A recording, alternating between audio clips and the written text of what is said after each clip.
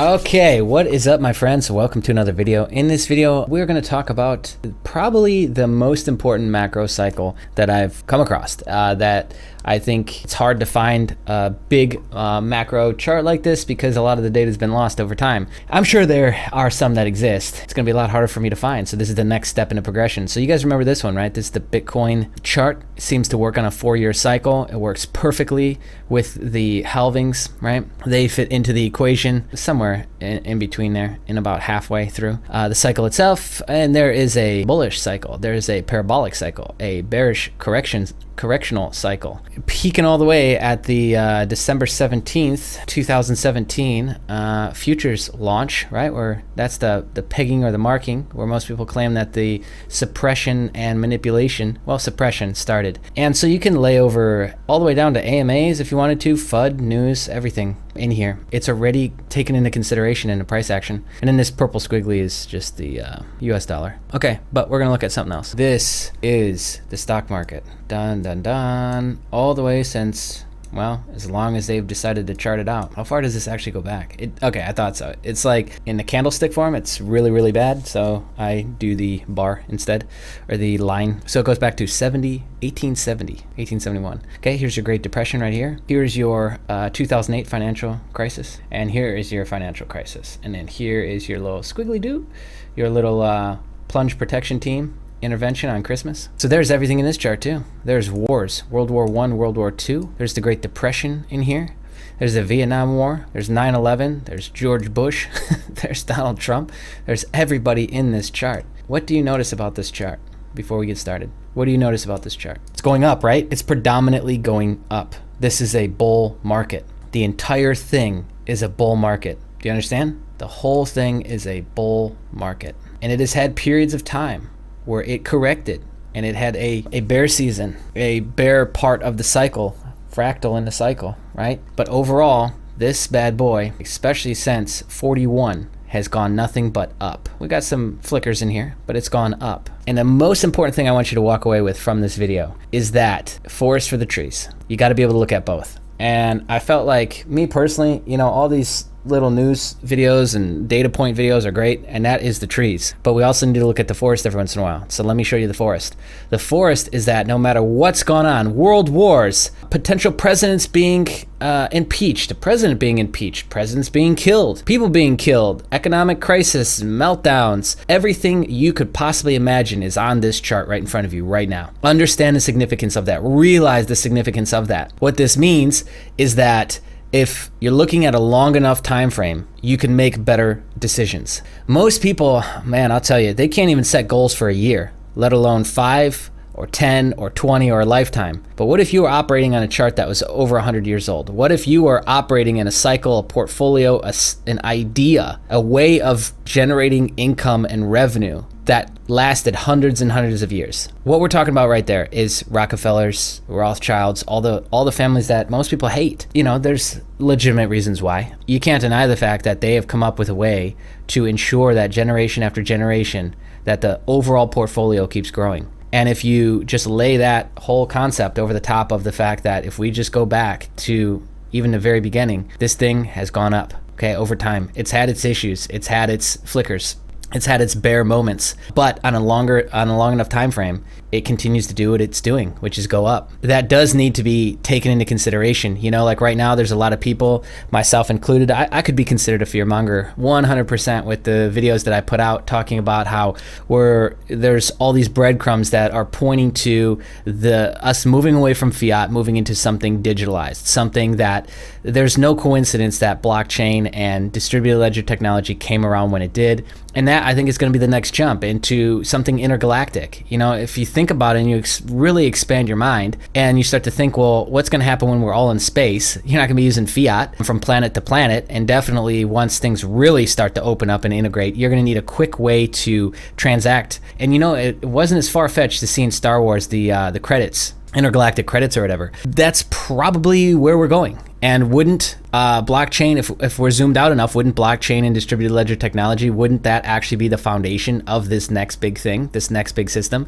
See, I personally feel like we're at the cusp, we're at the cliff face, the cliff edge of the next big change in a lot of areas. how we interact with each other, how AI and AR is going to come out and kind of be integrated into our reality. The monetary system is going to change. The globe is opening up, and then the globe itself is opening up intergalactically. And I think it's right on time. I think if anything, it's a little bit slow and held back, but we're getting there now, right? And we have people on this planet now who are thinking nothing but, where do we go next? How do we get out of here to the next thing? And we'll be there. Okay, I think we'll be there in my lifetime with the rate that we're going right now. Because if you take a second and stand back, I don't know if you guys feel it, but I definitely do. Time itself seems to be speeding up right now, doesn't it? Your days are going by quicker and quicker and quicker. Even when you try and slow down, it's just like the cycle of time itself has taken a leap. And I feel like us as a species is about to take a huge quantum leap. And I believe that is fascinating and going to lead to a ton of amazing things. But we got so many people right now who are zoomed in on this little spot right here. And they're saying, no, Jay, but you don't understand. It's going to be the end of the world. Go stock up on gold and silver and build a bunker under your backyard. Get some dry powder, get some guns, because we're going to be at war. And we're going to just kill each other off, and then we're going to nuke each other, and the whole thing's going to start over again. And you got a lot of people thinking that way. If you zoom out and look at this, then you start to see that while I'm not discrediting the things that are going on right now at the tree level, we got to also look at the forest, right? So let's brace yourself. I'm going to flick this on, okay? Ready? Here we go. 3, 2, 1. All right, so let's start to look at this stuff. Let me make sure I don't goof it up. Let's put the lock on. Let's just start. We're gonna walk through this together, guys. We have the Great Depression, which happened for most countries in 1929, all the way through the 30s. It's actually documented as in Wikipedia, which, you know, it is what it is. But Black Tuesday, the stock market crash, the epic day, October 29th, 1929, is the day that it lost 77%, which interestingly enough, I mean, Bitcoin in its bear market lost 85%. Right? So now that doesn't mean that Bitcoin's better. That's not my point of that at all. Actually, like, this was like one of the only markets, right? Like, this represented the entire stock market. So when this thing crashes, it's basically, that's why people killed themselves. That's why people were jumping out of buildings and groves, because they thought it was the end of the world. Similarly, it happened in 2007 to 2009, right? Here is World War I, 37 bars worth, 1,551 days. I believe I've got it fairly accurate with the dates. No, actually I don't. That's right. I just got it from year to year. So it was just from 1914 until 1918. Same thing here. Here's World War II, 57 bars. This is by far one of the largest corrections that we'll see. Okay, let's now start to walk through this a little bit deeper. And I've got presidents in here too. You can kind of see them back there. Kennedy, Johnson, Nixon. Blue is Democrat, red is Republican. Nixon, Ford, Jimmy Carter, Ronald Reagan. We got Bush in there. Okay, so let's go through this. We got the Vietnam War, which lasted from November 1st, 1955 till April 30th, 1975. 20 fucking years for that one. Unofficial war. 100,000 people protested the Vietnam War in Washington, D.C. See that one here? Just take a second, read these. I'll kind of try and stretch them out. So that was the Berlin Wall. 92, 93, they started pulling that bad boy down, but they opened it. We got Nixon in here. Vietnam War ends April 30th, 1975. And what do you know? Some of this stuff correlates with good days and bad days in the market, right? Okay, look at all these dips. Look at all these dips. So for all the people who are like, no, it's TA. No, it's FA. No, it's just news. No, it's just market suppression, and the rich are going to get richer and the poor are going to get poorer, and there's nothing we can do, and we're just little old stupids, and so we should just be miserable and just bitch and complain to each other. Well, there's a storyline in this chart for everybody, okay? And look, I'm not dogging you depending on what worldview you carry. I'm just hopefully helping you stretch that out and see things a little bit differently. See that there is a much bigger macro picture that most people are not looking at, and that is the sole purpose of this video. Okay, so Chrysler bailout from Jimmy Carter actually signed this one. January 7th, 1980. Okay, so then we get into the Reagan, and I can guarantee you I'm missing so much. What is this yellow line here? I'm probably missing so much, it's ridiculous. Oh gosh, here's Black Monday, opened up. That was coincidentally again in October 19th, 1987. Here is Black Monday. So we got Black Friday and Black Monday. Interesting. And we still got that today, but it's with discounts. I guess that's the correlation, right? I've never looked at why it's called Black Friday. Maybe that's why. I don't know. Okay, so Berlin Wall opened up, 89. Gulf War starts, August 2nd, 1990 to February 28th, 1991. Right, under George H. Bush. Got some market action that's reflected in that. We got some Bill Clinton fun as well. We've got the Monica Lewinsky story breaking. January 17th, 1998. A U.S. Embassy bombings. August 7th, 1998. Remember that one? Boom. Down market day. So there's all kinds of stories. I could have gone back and layered so much in here. Here's the 9/11 attacks right here. Here is the official Iraq war start here. I actually didn't write when that ended. Oh, March 19th, 2003. Okay, now let's stretch this out. We got some fun around Barack Obama when he was in office. Barack Obama does, though, however, have one of the largest bull market spreads for a single president. Yeah, let's look at some of this. We got some good stuff happening in here. Not good, but you get what I'm saying. A lot of dense stuff going on. All right, we've got global financial crisis was actually 2007 to 2009 pegged as, even in Wikipedia, but it started in 2006, right? And this was from essentially real estate. Let's just peg it as subprime market and real estate. Gaza War, 2008 to 2009. Lehman Brothers finally collapsed on September 15th, 2008. Here's that yellow line here, and we see some reflection in the stock market as well. Here's the tail end of the financial crisis, right? Hitting that bottom. All right, what comes next? Here we go. Here's some other stuff we've got. Let's go from this one. I laid these out bad. Okay, we got a Haiti earthquake, January 12th, 2010. Then we got a Chile earthquake, February 27th, 2010. 2009, we got an Icelandic government and banking system fully collapses. I don't know if you guys remember that one, January 26th, 2009. I don't, but when I go back, I remember some of it. Okay, here's some more stuff for, 2010. We got just back to back. So much was going on back then. I kind of forgot a lot about this until I was digging into it. We've got a May 20th, a May 23rd, and a June 6th for the Deepwater spill off the Gulf of Mexico. We got the EU IMF bailout. That was basically Greece was demoted down to essentially garbage rating, okay? And then 2010 there was a flash crash, and all of that is right here on these lines. That's all the way down to here. European debt crisis, worldwide market losses. That was this one right here, August 1st, 2011. Okay, we got Putin elected as president, May 7th, 2012. That's enough about Obama, but it's actually January 20th it should be. Right, and when did Donald Trump take office? It was 2017. Oh yeah, so it's this one. So it's at 180%. So he was responsible, essentially, during his term for 180%.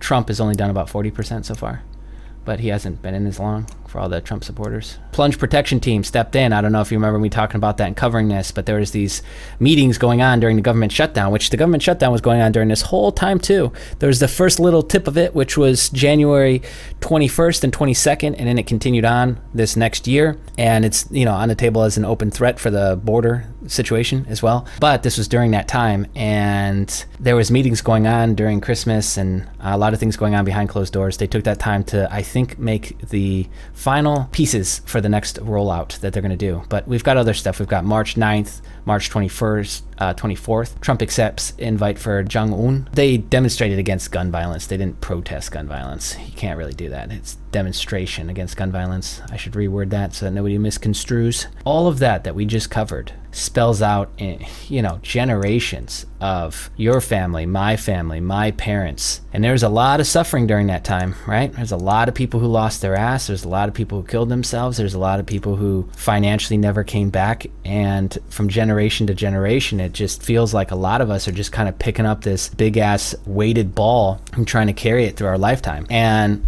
to me, I guess there's just something that finally clicked, and I just realized that doesn't actually make sense. It's not smart, and it definitely doesn't ensure that from a legacy standpoint, the family name and the family itself is taken care of. When you just zoom out and look at this, you just start to realize that maybe the way we're looking at stuff, we can reanalyze, because if you take from this point, it touches through a lot of these points, just like a candle wick.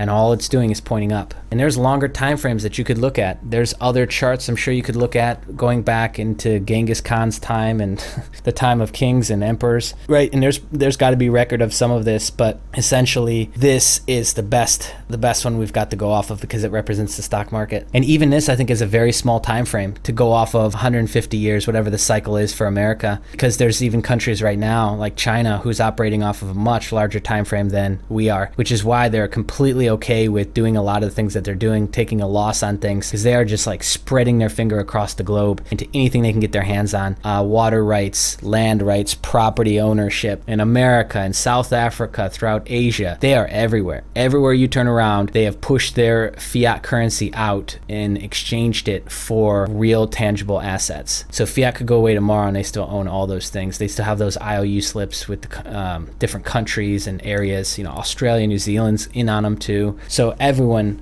China has a hand in everyone. So they're not going anywhere. And that's like a much bigger cycle. That's a much bigger strategy that they've got. What I'm talking about, I'm just literally touching the surface. I'm just cracking the surface of a much bigger conversation, a much bigger rabbit hole for you to jump down. But I hope if nothing else, this video has just opened your eyes a little bit to, yeah, it's great to zoom in on what's going on. And it's also great to zoom out and get perspective and then start to make, even though we've got our lifetime and our plan for ourselves and our family, like let's start to stretch that out. What are our kids gonna do? What are our kids' kids gonna do? Can we pass something down to them? Of course we can. And how do we ensure that they know what to do with it? Those are all the types of questions that I think actually building something that lasts generations becomes a reality. And I'm interested in that, which is why I'm going through all the things that I'm going through study-wise. And if you are too, well, that's probably why you're part of the journey with me here. So if you like this video or just want to show some support, it's simple. Just click the thumbs up button down below. Helps the video get out to more people. I would love for everyone to watch this, honestly. But you and I both know that won't happen. So hit the thumbs up button. If you got something to say, comment below. If this did get shared around to you through a playlist or suggested search, or somebody emailed it to you, whatever, congratulations, welcome. Hope you like this. This is what we talk about on this channel. Go ahead, take a second, subscribe, and hit the bell notification. If you're already subscribed but haven't hit the bell, hit the bell. That way you'll get more notifications for stuff going on. Check out the community tab. I do make posts on there on a regular basis. Interact with the community more. And of course, we've got free newsletter underneath the video. Join in, get deeper access, get deeper reports, get deeper information to help you make the best possible decisions for you and your family. That's it, my friends. See you next time. Bye.